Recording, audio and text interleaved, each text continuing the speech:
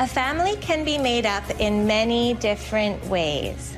It's called SOGI, for Sexual Orientation and Gender Identification, a curriculum that teaches public school students across Canada to celebrate the homosexual lifestyle and that gender is fluid. In other words, your gender is not dependent on what parts you were born with, but rather what you feel like in the moment. There's people that are boys, there's people that are girls. There are people whose gender might be a little bit of both or might even be neither. Lessons include books about transgender children, such as 10,000 Dresses, and songs like the Rainbow Song. Gender won't decide the choices we make. Some boys like dressing up, some girls like catching snakes. The SOGI curriculum started in British Columbia in 2016 and is quickly spreading throughout Canada. I just thought, who decided that this was okay to teach our children? Author and inspirational speaker Laura Lynn Tyler Thompson is a leading voice against the SOGI curriculum. And we are seeing the results of that now, because some kids are reacting very emotionally and saying, and they're in fear. Will I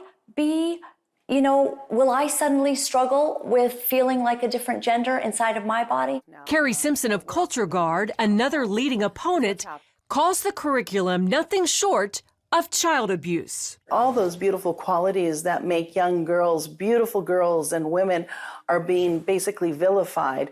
The things that make our boys boys are being, taken from them.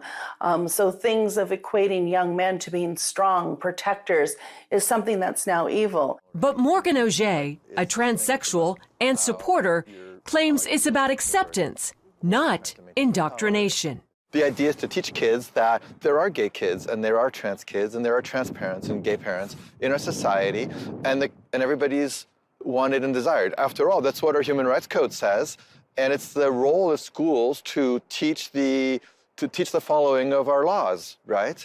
Simpson disagrees, saying she sees SOGI's real goal as altering our culture from a heteronormative society into one where anything goes, no boundaries, no values, no morals.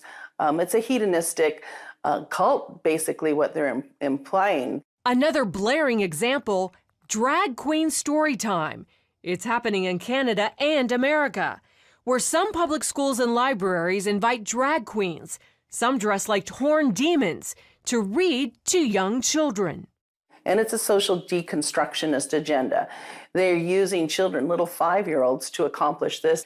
And parents are waking up and saying no. When asked about parents' rights, Auger says, well, actually, in Canada, parents' rights are limited and children's rights are put ahead. So the child has the right to be protected from the parents when the parents behave badly. Canada is known as one of the most gay-friendly countries in the world, with many of their largest cities featuring their own gay villages, like here in Vancouver, which has literally rolled out the Rainbow Road.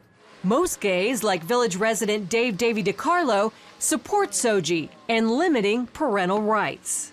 The change that we have to see is sometimes the parents, and the kids are doing actually really okay. This is very scary stuff. Longtime Vancouver area pastor Kevin Kavanaugh says this is far more serious than most Canadian Christians realize. Our problem is not the teachers, the educators, the administrators. This is a battle in the heavenlies. He says Satan is going after their most vulnerable, the children.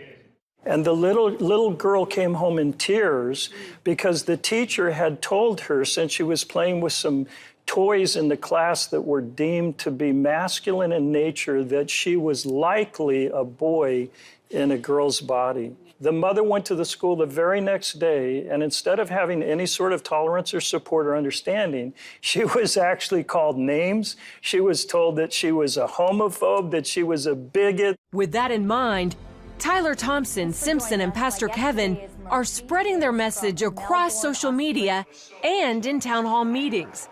The pro-gay backlash has been fierce. And the hatred and the anger and the bullying that came against us, even though we said, we love you, we don't take from you the opportunity and the freedom to live as you choose. We love you, but we do not agree with you. Pastor Kevin believes Canadian Christians are in a 2 Chronicles 20 moment. The word was this battle is not yours, Jehoshaphat.